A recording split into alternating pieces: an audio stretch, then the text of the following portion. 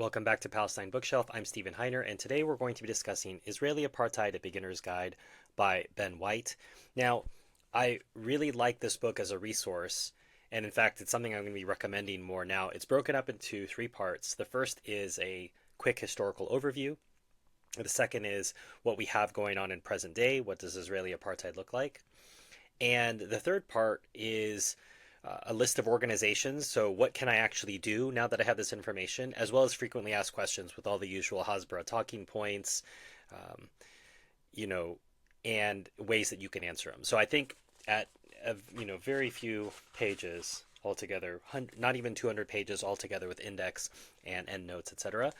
A really great handbook is what I would refer to this as because it gives you more than just history.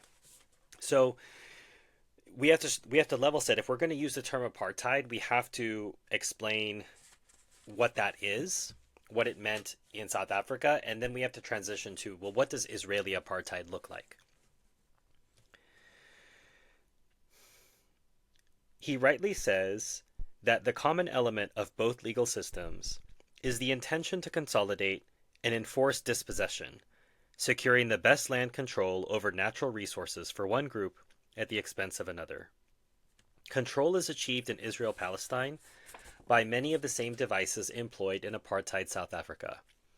Colonization, or the settlement of land owned by the indigenous population, territorial fragmentation of the OPT by a process of Bantustanization, restrictions on movement by a strict system of permits and checkpoints that brings to mind the much-hated pass system of apartheid, but probably exceeds the pass system in severity, house demolitions, military brutality, and the arrest and imprisonment of political opponents.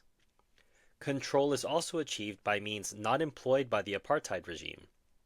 A wall, fence, barrier, whatever you like to call it, that divides and separates people. A system of separate and unequal roads for Israelis, who get the best roads, and Palestinians, who get the poor roads. And a deliberately manufactured humanitarian crisis that has reduced the Palestinian people to a state of poverty and despair. The last difference is perhaps the most striking. Whereas the Israeli military occupation of the OPT is occupied Palestinian territories, has resulted in the destruction of houses, agriculture and businesses, the impairment of schools, universities, hospitals, and clinics, damage to electricity plants, water supplies, and other amenities, and the subjection of the Palestinian people to poverty, the apartheid state, in order to promote a pretense of equal treatment, built schools, built houses, built universities, businesses, hospitals, clinics, and provided water to the black population. It sought to advance the material welfare of the black people while denying political rights. Israel, on the other hand, denies political rights to Palestinians and at the same time undermines their material welfare, in violation of its obligations as an occupying power under international humanitarian law. So you can see right away there's a lot of similarities. It's not unlike South African apartheid. In many ways, it's actually worse. So here's a quote from the International Convention on the Suppression and Punishment of the Crime of Apartheid, which is a UN General Assembly Resolution number 3068, which was passed on the 30th of November 1973. For the purpose of the present convention, the term "the crime of apartheid," which shall include similar policies and practices of racial segregation and discrimination as practiced in Southern Africa, shall apply to the following inhuman acts committed for the purpose of establishing and maintaining domination by one racial group of persons over any other racial group of persons and systematically oppressing them. In 1973, the UN General Assembly adopted the International Convention on the Suppression and Punishment of the Crime of Apartheid, which meant agreeing on a detailed description of what exactly the crime of apartheid looked like. From this list of inhuman acts, there are some particularly worth highlighting. Denial to a member or members of a racial group or groups of the right to life and liberty of person, by the infliction upon the members of a racial group or groups of serious bodily or mental harm, by the infringement of their freedom or dignity, or by subjecting them to torture or to cruel, inhuman, or degrading treatment or punishment. any legislative measures, and other measures calculated to prevent a racial group or groups from participation in the political, social, economic, and cultural life of the country, including the right to leave and to return to their country, the right to a nationality, the right to freedom of movement and residence.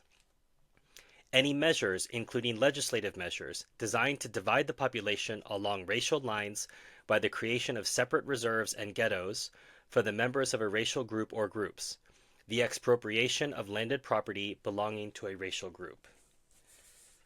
If it sounds familiar, it's not a mistake.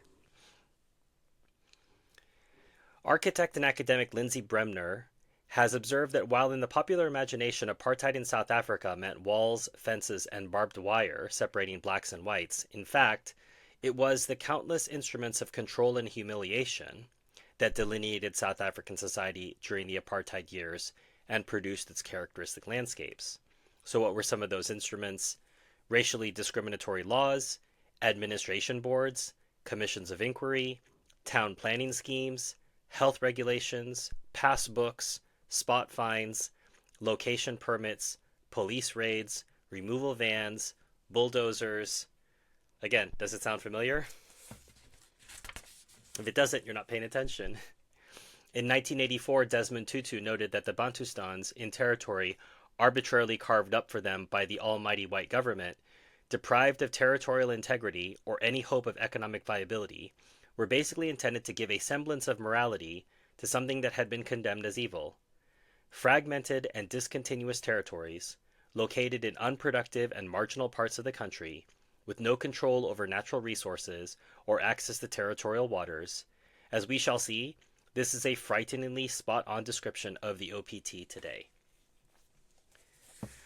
So, what does the Israeli version of apartheid sound like? It's actually much, much worse. In fact, Israel is a unique case, but not in the way that propagandists like to acknowledge.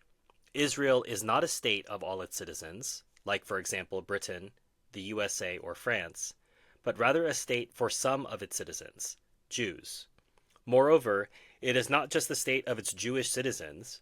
It identifies itself as the state of all the Jews worldwide, no matter where they live. This contradiction of a Jewish and democratic state is highlighted by the distinction within Israeli law between citizenship and nationality. All Israeli citizens, Ezrahut in Hebrew, have equal rights in theory, but only its Jewish citizens are nationals, Le'um, because the whole purpose of political Zionism is a state for the Jewish nation. So in fact, there is no such thing as Israeli nationality in Israeli law, a distinction concealed by the fact that in Western democracies, citizenship and nationality are most commonly used interchangeably. This facet of Israeli law has been highlighted in the courts when individuals have sought to challenge the status quo. In 1970, Israel's Supreme Court supported a district court judge's denial of the existence of an Israeli nationality. The district judge explained his decision by declaring that there is no Israeli nation that exists separately from a Jewish nation.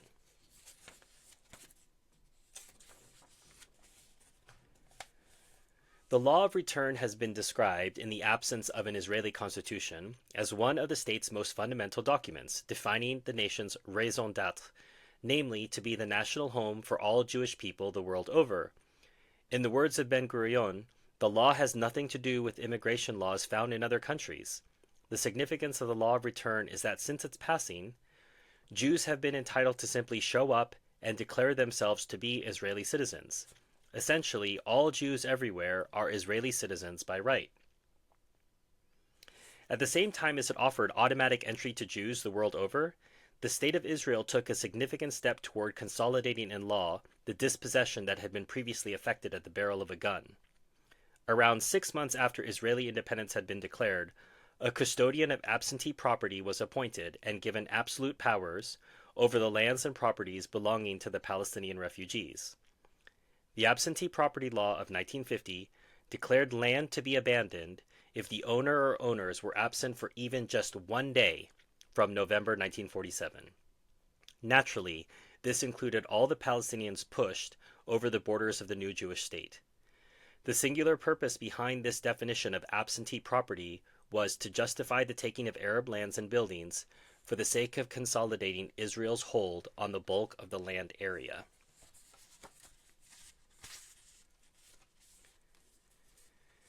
The body that oversees the management of some 93% of Israeli land is the Israeli Land Authority, which replaced the previous Israel Lands Administration and land reforms passed in 2011.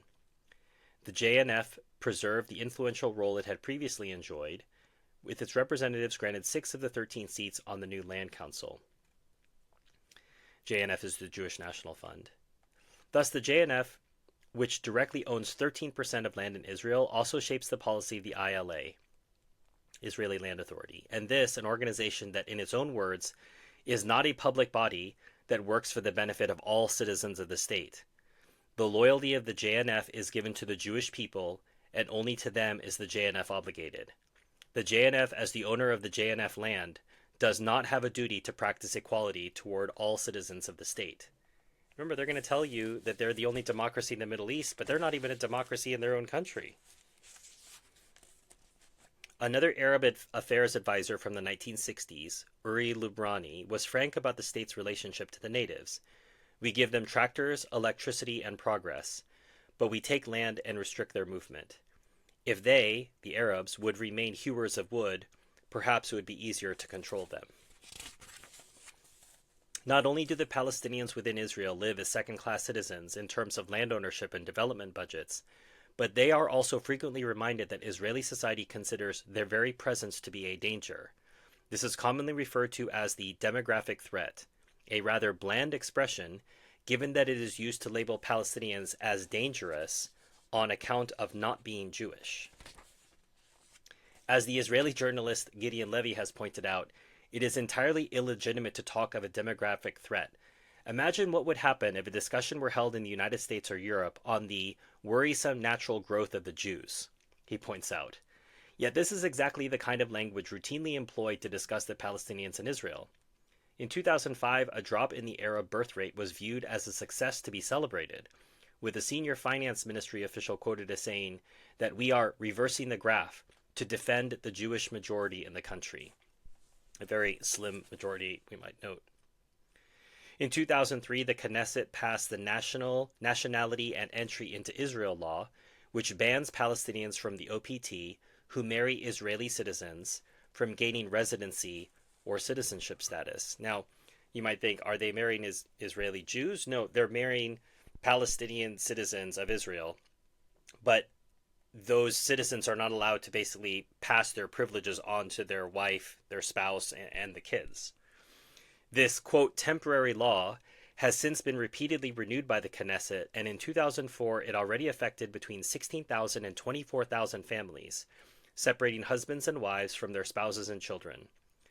The Legal Rights Center Adalah, in a 2008 press release marking yet another extension of the law, noted that no other state in the world denies the right to conduct a family life on the basis of national or ethnic belonging. Remember all of these points and all these quotes whenever someone wants to tell you that Israel is this great democracy. It is not. Even if democracy was this great thing, which it isn't. Unrecognized villages are communities of Palestinians that the Israeli state has refused to officially acknowledge exist. The Planning and Building Law of 1965 categorized the land on which a number of Palestinian villages lay as non-residential, thus making their presence illegal. The authorities simply pretended they were not there. With no official status afforded to their communities, the residents receive no government services, and their homes are targets for demolition. And in fact, some of these villages have been demolished numerous times over, and I'm not 1, 2, 3, 4 times. We're talking like 15 times, 20 times, 25 times, 50 times, and the villagers just keep building it. They're not going to give in. There are dozens of such unrecognized villages inside Israel, with the majority concentrated in the south among the Bedouin of the Negev. The total number of Arabs affected is around 70 to 90,000, disconnected from water, electricity, sewage, and the telephone network, and prohibited from developing infrastructure. At the time of writing, the Israeli government seems set on a new plan that threatens dozens of unrecognized communities with demolition, leading to the forced expulsion of tens of thousands. Designed to concentrate Palestinian Bedouin citizens in state-approved shanty towns, the so-called Power Plan is ethnic cleansing in the name of development. There are also thousands of Palestinian individuals who the Israeli state classifies as internal refugees. In 1948, this group left their homes and towns but remained in what became Israel. Yet under Israeli legislation, having been absent from their property, from their home for even a short amount of time, they lost their land and property.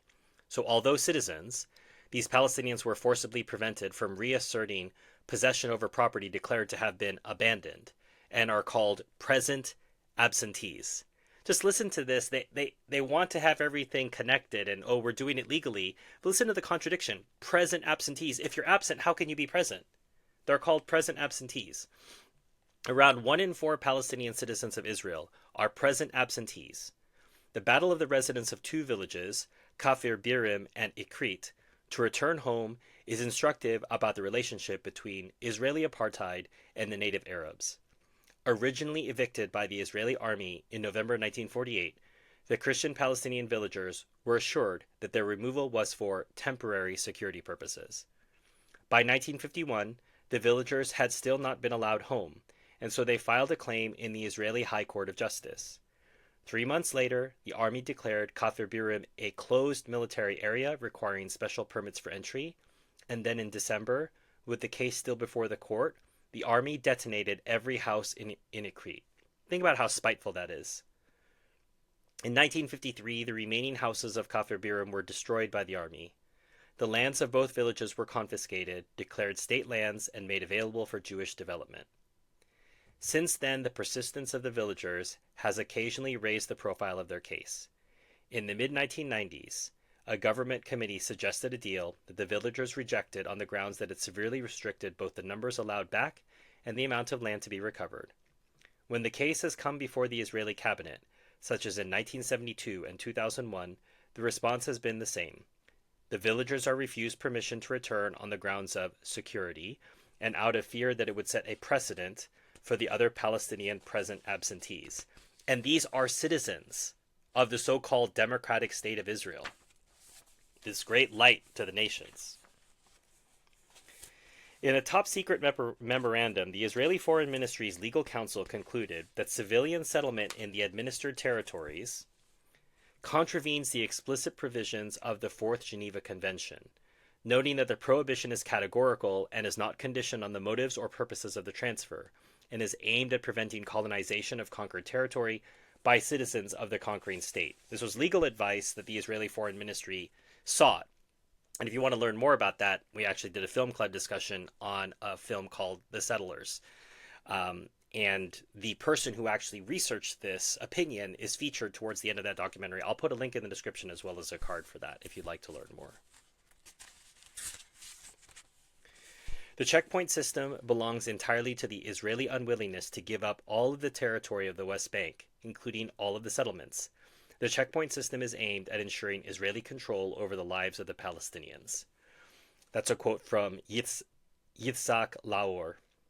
And this next quote is from Meron Benvenisti. The checkpoint's function is to send a message of force and authority, to inspire fear, and to symbolize the downtrodden nature and inferiority of those under the occupation. The separation wall is also illegal. In a landmark case, the ICJ at The Hague ruled in July 2004 by 14-1 that the construction of the wall being built by Israel, the occupying power, in the occupied Palestinian territory, including in and around East Jerusalem, with its associated regime, are contrary to international law. The ICJ also ruled 14-1 that Israel is obliged to stop the wall's construction, dismantle what has already been done, and make reparation for all damage caused by the construction of the wall. And how did Israel respond to this? By building more of the wall. The wall has had a devastating effect on Palestinians' ability to maintain their way of life. Neighboring villages are now hours away or completely unreachable. The first phase land grab alone, in the northern district of the West Bank, was 95% prime agricultural land, including citrus and olive trees, cropland, and pasture. The land closed off by the wall contains, coincidentally, 65% of the West Bank Palestinians' water sources. Jairus is one village that has been particularly affected by the wall. Once, 300 Jairus farmers went to their lands every day. Then the wall was built. At first the gates were open. Then the Israelis placed locks and chains on them. Then they started locking the gates, only opening them for about 15 or 20 minutes at a time. On October the 2nd, the Israeli West Bank military commander, General Moshe Kaplinsky, declared the area between the wall and the Green Line to be a closed military zone, and the rules of the same zone require that no Palestinian can enter without a permit issued by Israel. However, Israeli citizens and those eligible to be citizens under the law of return are allowed to enter. Again, I just have to keep reading because you can't make it up. The settlers used hugely disproportionate amounts of water compared to the Palestinian towns and villages around them. In the heat of the summer in 1997, for example, the settlers of the Kiryat Arba colony were allocated more than 8 times as much water per person as the Hebron Palestinians forced to live alongside this group of extremists protected by an occupation army. Secondly, the very location of the colonies is related to Israel's intentions of permanently holding on to those parts of the West Bank that would grant control over water resources like aquifers. In an interview in 2001, Ariel Sharon admitted that it's not by accident that the settlements are located where they are, adding that, come what may, Israel must hold on to territory, including the Hill Aquifer. Marwan Bishara, a Palestinian writer and researcher, notes that the map of the settlements looked like a hydraulic map of the territories. Like all occupations, Israel's was founded on brute force, repression and fear, collaboration and treachery, beatings and torture chambers, and daily intimidation, humiliation, and manipulation. Who said this? Some horrible anti-Semite? Benny Morris in 2001. I'll read it again now that you know who said it. Like all occupations, Israel's was founded on brute force, repression and fear, collaboration and treachery, beatings and torture chambers, and daily intimidation, humiliation, and manipulation, says Zionist historian Benny Morris. If one looks at a blueprint of a planned prison, it appears as if the prisoners own the place. They have 95% of the territory. The living areas, the work areas, the exercise yard, the cafeteria, the visiting area. All the prison authorities have is 5%. The prison walls, the cell bars, the keys to the doors, some glass partitions. The prison authorities do not have to control 20% or 30% of the territory in order to control the inmates. So it doesn't look like a jail, but it is. And this was from Jeff Halper when he was running the ICAD, the Israeli Committee Against House Demolitions. I've done a review of Jeff Halper's book about One Democratic State. I'll put a link to that in the description as well as a card for that. It's a really good book and was the first one to really open my mind and my eyes to the possibility of a single state between the river and the sea. We have forgotten, and keep in mind, these quotes underline the fact that there was always a Zionist plan to take all of the land. This quote is from Moshe Sharet, who was Israel's second prime minister. We have forgotten that we have not come to an empty land to inherit it, but we have come to conquer a country from people inhabiting it. Ben Gurion was right. Without the uprooting of the Palestinians, a Jewish state would not have arisen here. That's from Benny Morris. Differences between the Zionist leaders of various political stripes were essentially tactical. As Ben Gurion explained, nobody argued about the indivisibility of Eretz Israel, which is the name usually used to refer to the total area of the biblical Promised Land. Rather, the debate was over which of the two routes would lead quicker to the common goal. In 1937, Weizmann told the British High Commissioner that we shall expand in the whole country in the course of time. This is only an arrangement for the next 25 to 30 years. So they always had it as a long-term project, but it happened much more quickly than they could have imagined. Another prominent left-winger stated, "I don't have any problem with the fact that we threw them out, and we don't want them back because we want a Jewish state." Again, this is cited by Maron Benvenisti in a book called Sacred Landscape. So they're unapologetic. If you're enjoying and appreciating what I've been talking about here, consider liking, subscribing, sharing this video with people who might like to learn more about what's going on in Palestine. So what about the ethnic cleansing that goes on? As I said, the first part of the book revisits the history, so this will be helpful for those of you who have not had a chance yet to really dig into the history of what happened in 1948. There's a crash course, you could say, in the very beginning, and I appreciate that. So, creating terror and panic among civilians through atrocities, as well as direct forced expulsions, are an integral part of an ethnic cleansing campaign. Estimates for the number of massacres carried out in 1948 vary. 24 is one suggestion, 33 another. Some atrocities, when dozens of Palestinians were executed at a time, are easier to agree on as constituting a massacre. But there were also many cases of random killings. 2 old men are spotted walking in a field. They are shot. A woman is found in an abandoned village. She is shot. Across the country, Palestinians were terrorized into leaving. In Majd al-Krum, 12 men were randomly selected and shot dead in front of the others, while in Safsaf, 70 Palestinians were murdered in front of the villagers who had not already run for their lives. In Dawayima in October 1948, villagers were gunned down inside houses, in the alleyways, and on the surrounding slopes as they fled. 80 to 100 died. Other communities experienced a similar fate, with incidents of emptied villages mined to prevent Palestinians returning, shots being fired over fleeing civilians to encourage their flight, and columns of refugees targeted with mortar fire and makeshift bombs dropped by aircraft, all to speed them on their way. Above all, let me reiterate, the refugee problem was caused by attack. This is again quoting Benny Morris. Above all, let me reiterate, the refugee problem was caused by attacks by Jewish forces on Arab villages and towns and by the inhabitants' fear of such attacks, compounded by expulsions, atrocities, and rumors of atrocities, and by the crucial Israeli cabinet decision in June 1948 to bar a refugee return. Once again, I've said this before, I cite Benny Morris because he's a Zionist.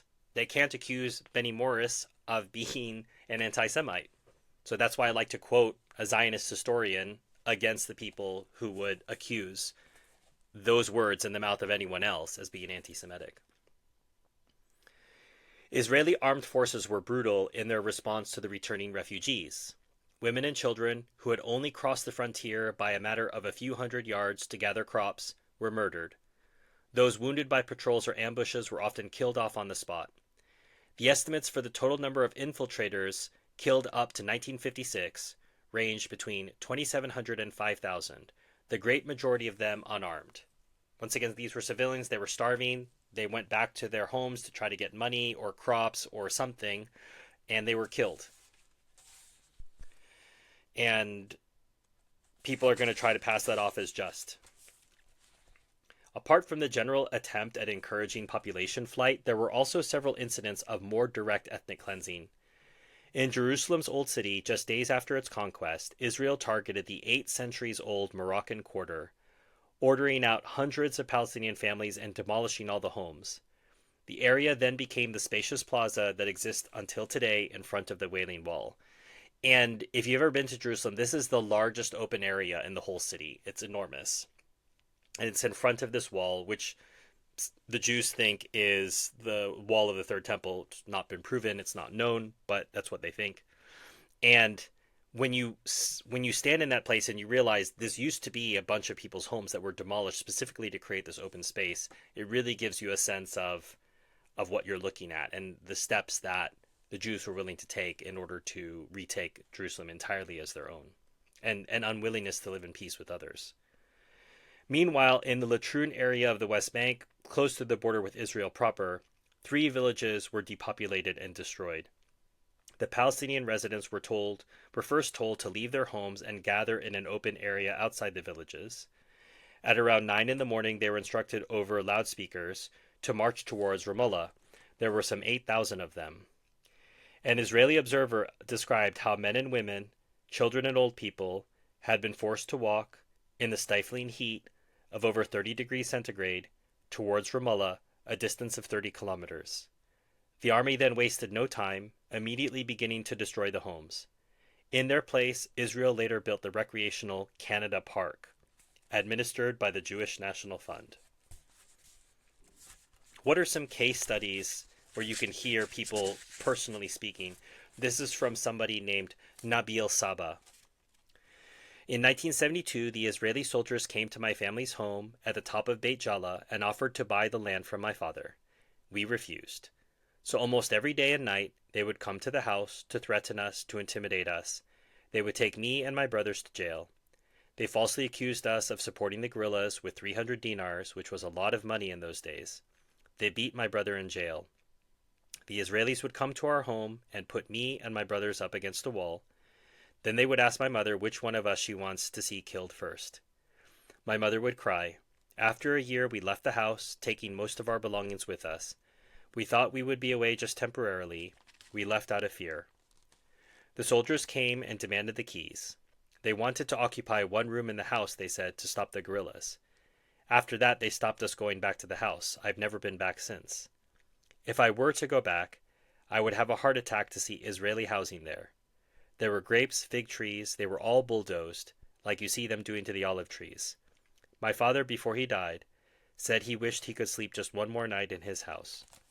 I will never forget those words. This is from Fatima al-Hanami. They came at 10 o'clock in the morning. They didn't notify us the day before in order to let us prepare. They came at the house from behind, not from the front. They took everything out, all the furniture and utensils, all our belongings. The house had 4 rooms and a bathroom, and it cost us 70,000 shekels to build. We couldn't do anything. We were totally helpless. Some of my sons were here, but they didn't protest or resist because we all knew that no matter what we did, they'd demolish the house anyway. We also had to pay for a bulldozer to come and remove the mess they left of the ruined home. That cost us 700 shekels right there.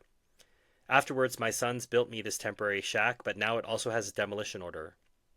When I got the first demolition order for the old house, I was sure they would never come. Now I know better. I know they'll come and do it. They might come tomorrow. They might come any time. If they demolish this place, I have nowhere to go and no money left. I have no idea what I'll do. And now for some accounts of murder, which those of us who've been paying attention since October of 2023 has been televised on social media in a way that previous murders have not been. Here's an account of what was happening prior to October of 2023. The Gaza Strip was subject during what was called Operation Cast-Lead, the IDF killed some 1,400 Palestinians, including over 300 children, 38% of whom were under 11 years old. Around 5,000 were injured. The Palestinian Center for Human Rights and Al-Haq both estimated figures of over 80% for the proportion of non-combatant deaths. If you'd like to know more about Operation Cast-Lead, I did a review of Norman Finkelstein's book, Gaza, an account of its martyrdom, and he really goes deep into details of that. I'll put a link in the description as well as a card for that. In Rafah, May 2004, siblings Asma and Ahmad al-Mugahir, aged 16 and 13 respectively, were both killed with a bullet to the head within minutes of each other on the roof terrace of their home as they took clothes off the drying line and fed the pigeons. In a typical kind of response, the Israeli army immediately claimed that Asma and Ahmad had been killed by an explosion caused by Palestinian fighters. It is only when specific cases are investigated, normally by human rights groups or journalists, that the true facts come to light and the IDF is forced to change its story. On the rare occasion that the death of a Palestinian civilian is officially investigated, Israeli soldiers typically either escape discipline entirely or receive a token, disproportionate punishment. According to Israeli NGO Yesh Din, a mere 3.5% of the total 3,150 complaints filed against Israeli troops between 2000 and 2010 led to indictments. which means 96% don't. One Israeli soldier later revealed that in his unit the attitude was, "So kids got killed. For a soldier it means nothing. An officer can get a 100 or 200 shekel fine for such a thing." A particularly striking incident was the murder of a 13-year-old girl, Iman Al-Hams, a schoolgirl from Rafah. In October 2004, she entered an area declared out of bounds by the Israeli army and shortly afterwards was riddled with bullets from automatic gunfire. Soldiers present at the time described how their commanding officer confirmed the kill by shooting her in the head and emptying his magazine into her body. While this incident seems exceptional for its cold-blooded brutality, a B'Tselem staff member pointed out that disregard for human life and being trigger-happy is not exceptional at all, and the exceptional part here is that it was documented. In the end, the army acquitted the commander of Iman's death, accepting his defense that he fired into the ground near the girl after coming under fire in a dangerous area, though without explaining why the officer shot into the ground rather than at the source of the fire. In an extra twist, the commander in question was later compensated to the tune of over £10,000, as well as having all legal expenses reimbursed. Haaretz noted that the judges who acquitted Captain R accepted his version of events, in which he stated that the shots that he fired were not aimed directly at the girl's body, and that he believed that the young girl posed a serious threat. He has since been promoted to major. And if you're outraged, I'm telling you, this is just normal. This is not an exceptional case. It's just exceptional, as B'Tselem said, in that it was documented. Early in the Second Intifada, Palestinian boy Mohammed Al-Dura was filmed being shot to death, apparently by Israeli soldiers. Since then, the video has been the focus of a dispute over an alleged manipulation of the footage. But writing in Haaretz, Gideon Levy pointed out the pettiness of the obsession with the Al-Dura film, when the general pattern of the murder of children is taken into account. He said, "Al-Dura became a symbol because his killing was documented on videotape. All the other hundreds of children were killed without cameras present, so no one is interested in their fate. If there had been a camera in Bushara Barji's room in the Jenin refugee camp when she was studying for a pre-matriculation test, we would have a film showing an IDF sniper firing a bullet at her head. If there had been a photographer near Jamal Jabaji from the Askar camp, we would see soldiers emerging from an armored jeep and aiming their weapons at the head of a child who threw stones at them. It is certain that the IDF has killed and is killing children." And both of these are circumstances that I read from Gideon Levy's book, The Punishment of Gaza. I'll put a link in the description as well as a card if you'd like to dig in and know a little bit more there. As horrifying as it is, if we're not willing to confront the horror of this, we're not ready to really learn about what's going on here. After all this, there's still resistance. And that's something else I really love about this book is, as I say, it's a handbook. We're not just going to give you the history. We're not just going to give you what present-day apartheid looks like. We're going to tell you how people have been fighting back and how you can fight back. So this is from someone named Daoud Nassar. "We have been fighting to keep our land from the Israeli military since 1991. If anyone claimed to own the land, he had to go and present his case to a military court. Some had no papers or documents to prove ownership and so lost their land. When the Second Intifada started, the settlers wanted to confiscate the land. Sometimes they came with machine guns. One time I showed a settler my papers showing ownership of the land, and he said that he had papers from God. They tried to open a road through the land, they uprooted our trees, pulled down fences, broke water tanks, but we just kept mending everything. Now we try and keep a permanent presence here. Our project here is called Tent of Nations, a place to bring different religions, cultures, and nationalities together. There are a lot of projects in areas A and B, but this is not where it is important to do something. If we don't do something like this in area C, then the land might just be taken one day." And I read about, so I'm going to read about an organization called Zokrot. I read about this in a live stream because I found the work that they're doing particularly helpful and inspiring. While the remains of Palestinian villages, communities, and mosques lie all over Israel, many Israelis today have no idea about the ethnic cleansing that took place in 1948, nor the hidden history that lies beneath the surface of modern-day Israeli cities, picnic parks, and forests. Zokrot, Hebrew for remembrance, is an organization made up of Israelis concerned with raising awareness of the Nakba among their own people. As a member put it, most Israelis don't want to know this word, Nakba, or even hear it. The group is not just simply about education and history, it is also very much about challenging Israeli apartheid as it stands today. One of Zokrot's activities is the placing of signs that commemorate Palestinian villages destroyed by Israel during the Nakba in the places where these communities once stood. This can bring them into conflict with Jewish Israelis who object to such political actions, or even the Jewish National Fund itself. Zokrot takes groups of Israelis to visit the remains of destroyed Palestinian villages, trips that can also include Palestinian refugees, sharing about what village life used to be like. On their website, Zokrot explained the hope behind their work that by bringing the Nakba into Hebrew, the language spoken by the Jewish majority in Israel, we can make a qualitative change in the political discourse of this region. Acknowledging the past is the first step in taking responsibility for its consequences. This must include equal rights for the peoples of this land, including the right of Palestinians to return to their homes. And it's very encouraging and edifying to read Israeli Jews writing about that, and to note that there are some very small micro-minority who believe in the justice of the Palestinians' cause. Some final thoughts, and this is taken from the frequently asked questions section, and the Hasbara question that is posed here is, criticizing certain Israeli government policies is one thing, but surely demonizing Israel and denying its very right to exist as a Jewish state is anti-Semitic.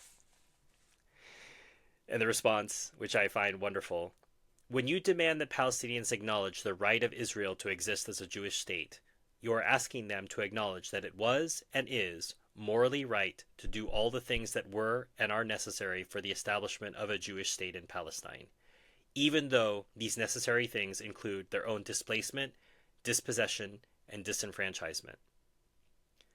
To question the right of a state to exist at the expense of an entire group of people is not demonization, nor is it anti-Semitic. For Israel to be a Jewish state, the Palestinians must accept continued dispossession and second-class status in their own country, which is not a recipe for a lasting peace for either Palestinians or Jewish Israelis. Excellent conclusion to what I say is a wonderful handbook, and as I learn and I read more, you'll always hear me saying, oh, this is a good one volume, or this is a good one volume, and this will always keep happening as we run across new books. But I think this is the first time I've used the term handbook to refer to a book in Palestine bookshelf, because, as I say, it really covers three aspects: history of the event, what apartheid is and how it's happening in the present tense, and then organizations that you could join or help or assist with, as well as frequently asked questions. There's even a glossary in the back of the book as well. So really helpful handbook, Israeli Apartheid: A Beginner's Guide by Ben White. If you enjoyed this video, if you liked what you had, what you heard, hit like, subscribe, share this with people who you think might be interested. If you'd like to buy the book, that's one way you can support the channel. There's a link to it in the description. If you'd like to support the channel on a one-time basis, you can do so using the links to Buy Me a Coffee or PayPal. They're below. If you'd like to support the channel on an ongoing basis, there's links to Patreon as well as the YouTube membership. You'll get early access to videos like this one and have the chance to have conversations with me behind the scenes, talk about what I'm working on, my thought process behind selecting, and certain books that I am reading but not necessarily reviewing publicly on the channel, but I think will still be helpful for people to learn. If you'd like to nominate a book for this year or next year for me to read, my Amazon wish list is below. And if it's on my Amazon wish list, it's something I already want to read. So that's one way you can support the channel. Buy that book for me, send it to me. Amazon takes care of all of that. And then I will possibly review it, and you will be the sponsor of that video. Until next time.